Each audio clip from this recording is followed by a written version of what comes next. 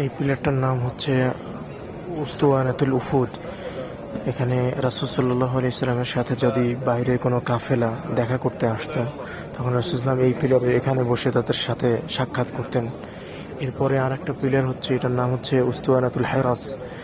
রাসূল সাল্লাল্লাহু আলাইহি ওয়াসাল্লাম যখন আয়েশা রাদিয়াল্লাহু তাআলা আনহার গৃহ থেকে বের হতেন, তখন এখান থেকে বের হতেন এবং এই দরজায়, এখানে একটা দরজা ছিল, এই দরজায় এখানে তাকে পাহারা দেওয়া হতো, মানে ঘর পাহারা দেওয়া হতো।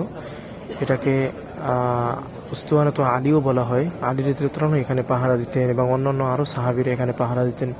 এবং রাসূল সাল্লাল্লাহু আলাইহি ওয়াসাল্লাম যখন আয়েশা রাদিয়াল্লাহু আনহা খুখা বা আয়েশা রাদিয়াল্লাহু আনহা ঘরে থাকতেন, তখন এখান থেকে বের হতেন।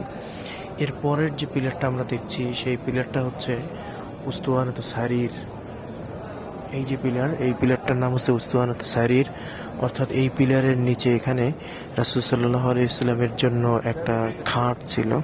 ওই খাটে রাসূল সাল্লাল্লাহু আলাইহি ওয়াসাল্লাম বসে এতেকাফ করতেন।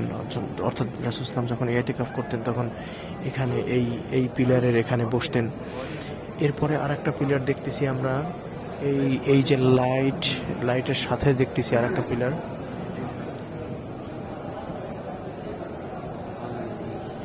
এই পিলারটি হচ্ছে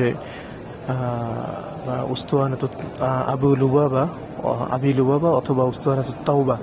অর্থাৎ আবু লুবাবা রাদিয়াল্লাহু তাআলা আনহু তিনি আল্লাহর কাছে ক্ষমা প্রার্থনার জন্য, একটা অপরাধের ক্ষমা প্রার্থনার জন্য এখানে 10 দিন পর্যন্ত নিজেকে এই পিলারের সাথে বেঁধে রাখছিল এবং তিনি বলছিলেন, যতক্ষণ পর্যন্ত আল্লাহ রাসূল আমাকে না খুলে দিলে আমি নিজেকে ততক্ষণ পর্যন্ত এই পিলার থেকে খুলব না।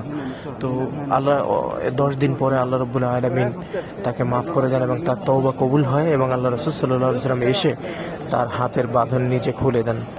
এটা হচ্ছে সেই পিলার। এরপরে আরেকটা পিলার আমরা দেখতে পাচ্ছি, এই পিলারটা হচ্ছে আয়েশা রাদিয়াল্লাহু তাআলা আনহার নামে নামকরণ করা হয়েছে। এটার নাম হচ্ছে উস্তুয়ানাত আয়েশা রাদিয়াল্লাহু তাআলা আনহা।